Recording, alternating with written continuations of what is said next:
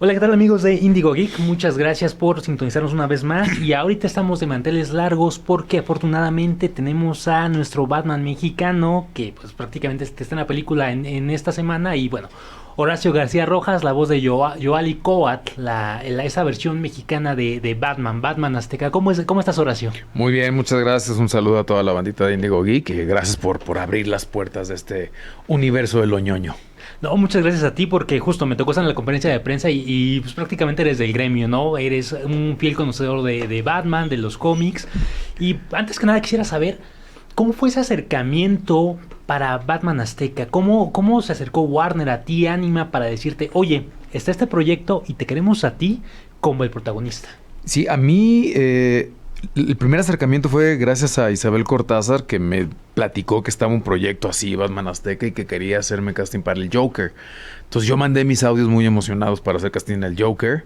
Pues tengo muchos grandes referentes, Mark Hamill, Heath Ledger. Tú no, ¿cómo se llama? Jared Leto. Jared Leto, tú no. Pero bueno, tenía como grandes referentes, entonces fue muy emocionante para mí hacer como el casting del Joker. Y después, a los pocos días que mandé el casting del Joker, nos llega la invitación directo a mi equipo que tengo en Los Ángeles para darle voz a Yoali Coatl. Yo hablé con Isabel y me dice, ese casting más bien era una cuestión de Warner Animation Studios y Anima. Entonces me emocioné mucho de saber que me estaban de alguna manera invitando directamente por lo que ya había hecho como en mi carrera como actor y las narrativas que trato de promover como actor, pero también un poco pues como mi corazón puesto en estas narrativas de lo fantástico, lo místico, la ciencia ficción, la fantasía y el mundo geek. Entonces eran como que se combinaban dos universos que son importantes para mí, la narrativa fantástica y nuestro pasado histórico que vive en nuestras pieles y vive en un México plurilingüe y pluricultural como el que habitamos hoy en día, un país donde aún se hablan 68 lenguas vivas aparte del español y que es un país lleno de magia y de realismo mágico. Entonces que el proyecto en sí a mí ya me volaba la cabeza. Hay mucha gente que evidentemente al escuchar Batman Azteca sí empiezan a pensar de qué es esta locura.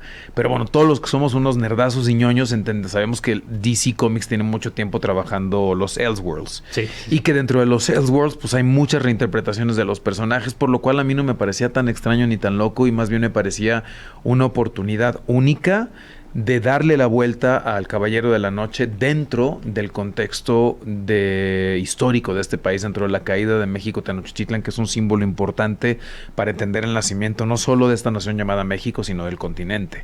Entonces es como pues dos cosas que a mí me emocionan mucho y que estamos ya estrenando y que estamos muy contentos de que esté pasando, de que esté sucediendo y sobre todo de que tengamos la oportunidad de que llegue a las salas de cine. Sí, porque justamente México es el único país donde se va a proyectar y llega en fiestas patrias, ¿no? Que creo que es bastante importante. También un poquito lo que quisiera saber es, bueno, sabemos que prácticamente la mayoría de la población en México es población morena. Así es. ¿Consideras, o más bien tú tomaste este proyecto tomando en cuenta que va a haber niños, va a haber gente que se va a ver identificada con un héroe de su mismo color de piel y que va a poder decir, finalmente yo me siento como Batman, yo soy ese? Sí, por supuesto que fue una cosa fundamental e importante para mí.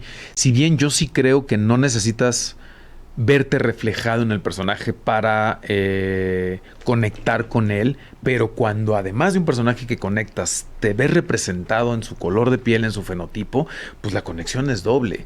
Y en este sentido también creo que es bien importante por el momento sociopolítico que estamos viviendo en América, en general en México, pues sentirnos orgullosos de dónde venimos y abrazar la cultura de donde venimos y abrazar las flores, las plumas, los colores que son propios de nuestra historia.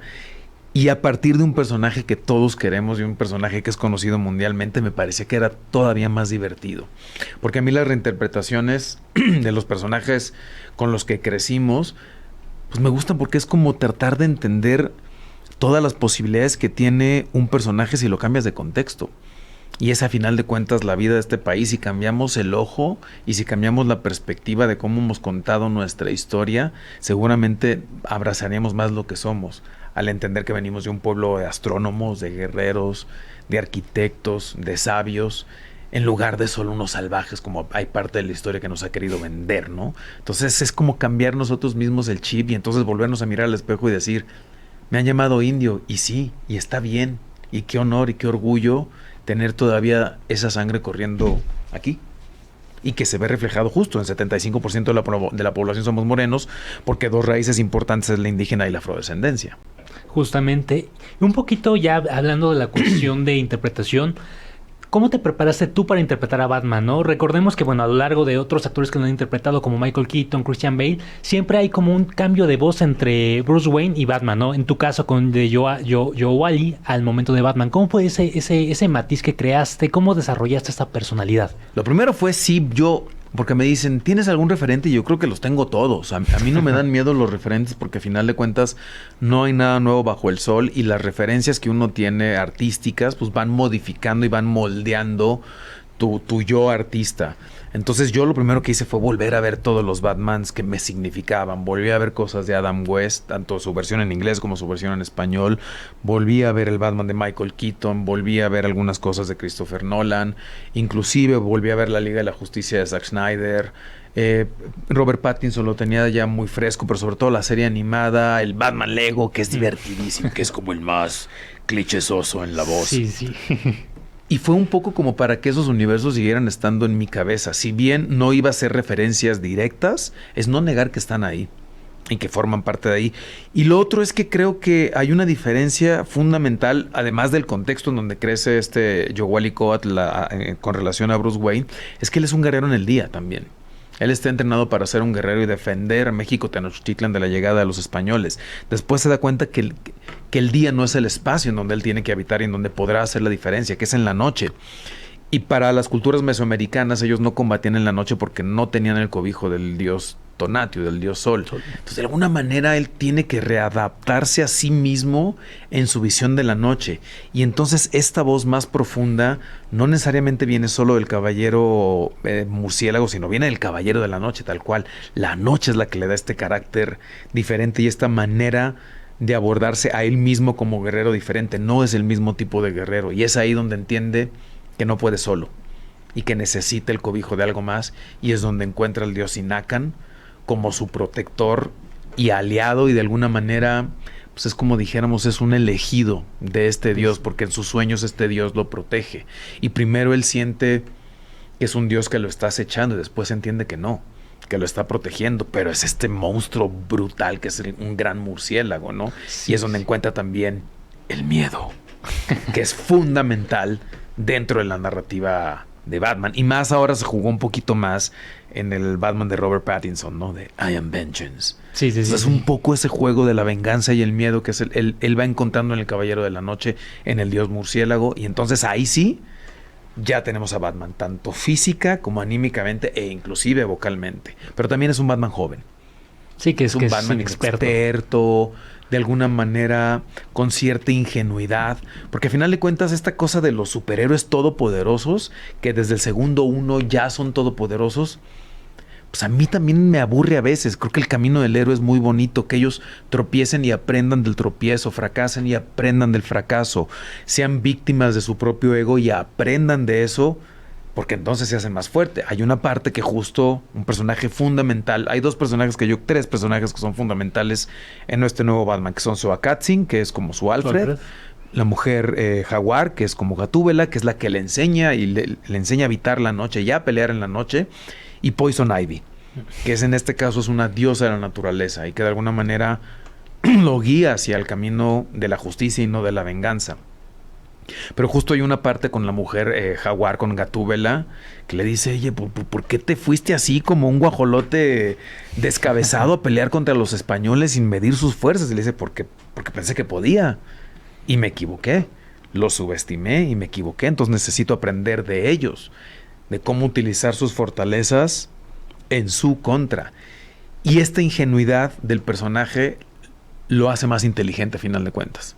Sí, le da como ese crecimiento. Creo que ahorita diste un punto en mencionar estas reinterpretaciones de personajes como Alfred, Poison Ivy y Gatúbela. ¿Por qué crees que Batman funciona o se pudo adaptar bien también a un periodo pues tan emblemático como es la caída de Tenochtitlán, ¿no? La gente pensaría que no, pero tú, ¿por qué opinas que pudo funcionar? ¿Y crees que Batman podría funcionar en otro periodo histórico de México? Yo creo que sí, yo creo que algo que tiene Batman que puede funcionar en muchos contextos es que es un personaje que surge a partir del dolor y surge a partir de la pérdida, que es algo con lo que todos los humanos conectamos. Todos hemos perdido algo o alguien importante en nuestras vidas y esas pérdidas nos han generado dolores, y cómo transitamos esas pérdidas hacia o volvernos mejores seres humanos o instalarnos en el rencor, la frustración y las ganas de destruir, que en ese sentido, haciendo otros paralelismos dentro de la historia, el camino de Joka, que es el Joker de esta historia, el camino de Yohualicóatl, de alguna manera como que van caminando en paralelo. La pérdida para ellos es fundamental, solo que uno decide abrazar el caos y el otro decide abrazar la justicia. Entonces yo creo que esos elementos que son muy humanos es lo que hacen que el Caballero de la Noche conecte con tantos de nosotros y sea también el personaje dentro de Detective Comics, dentro de DC, que le ha permitido tener como una exploración mucho más variada en Elseworlds. Porque justo creo que es menos forzado adaptarlo a diferentes contextos y ambientes. Es humano, no es metahumano. No tiene ningún poder. Bueno, Bruce Wayne tiene el superpoder adquisitivo, que es un gran superpoder. Pero en este caso justo esa condición de semipríncipe que tiene Bruce Wayne la tiene también Yohualicóatl, pero es un contexto completamente diferente y una manera de abordar completamente diferente. Entonces yo creo que esto humano es lo que hace y permita que se pueda contar la historia dentro del contexto de la caída de México Tenochtitlan, y algo que hicieron muy bien Ernie Baker y Juan Mesa León, que son los guionistas de esta historia, es como entender ambos universos y ponerlos a convivir, no forzarlos a que habiten el mismo espacio, no es saber cómo vamos a hacer que convivan, y entonces la convivencia dentro del guión me parece que es bastante natural y muy entretenida.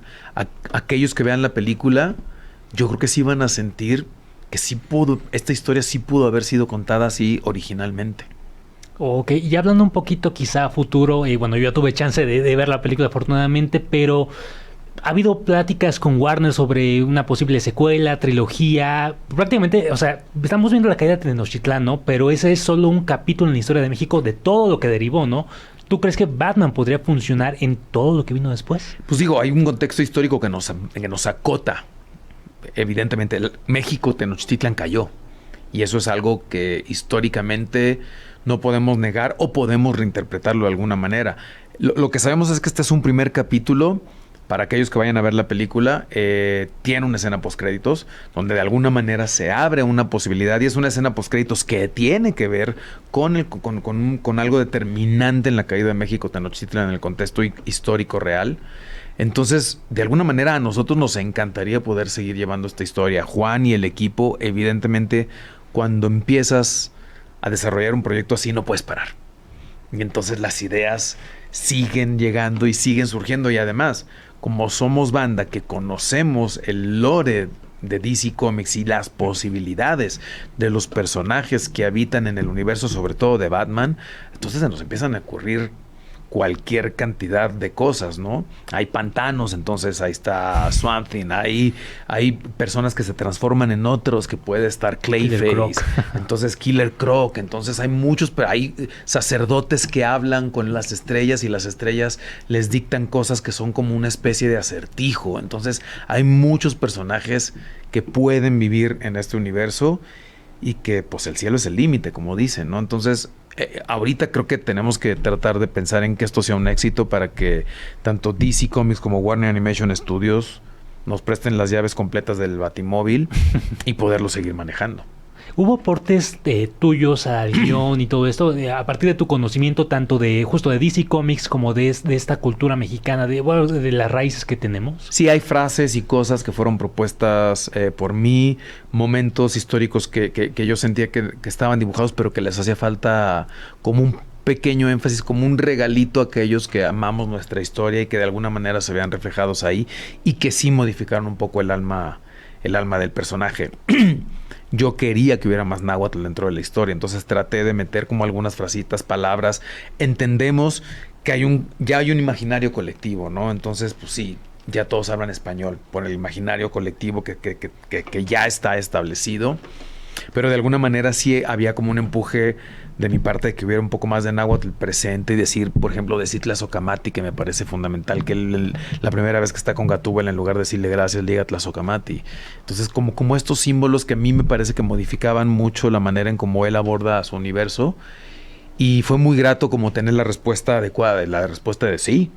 de Juan y del equipo, de entender que esto es un arte colectivo y que esto se crea en conjunto y que de alguna manera también los que aportamos las voces somos co-creadores de estos personajes, porque a partir de lo que nosotros digamos y cómo lo digamos es que van a poder animar y darle un alma y una característica a los personajes. Entonces es un proceso muy divertido en el cual yo estoy muy contento porque mezcla dos cosas que amo, que es la ñoñería y nuestro pasado histórico, la historia de este país.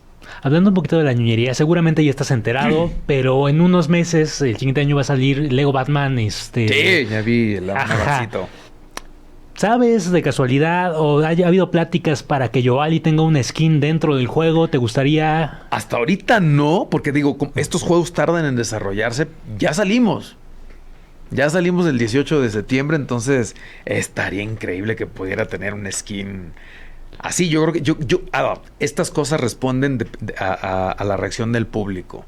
Yo creo que si Warner y los videojuegos encuentran una manera de conectar, seguramente vamos a tener un Batmancito azteca dentro de este contexto de Batman Lego, que es muy divertido, porque además pues, es la posibilidad de justo.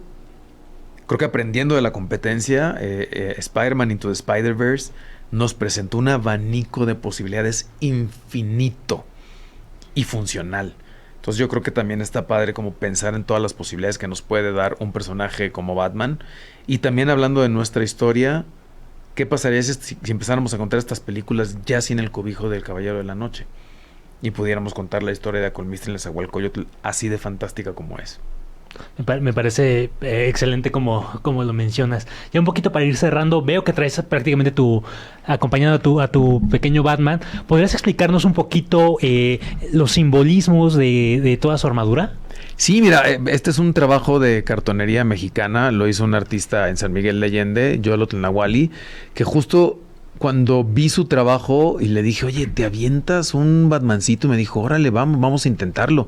Porque esto me parece que para mí representa lo que somos, ¿no?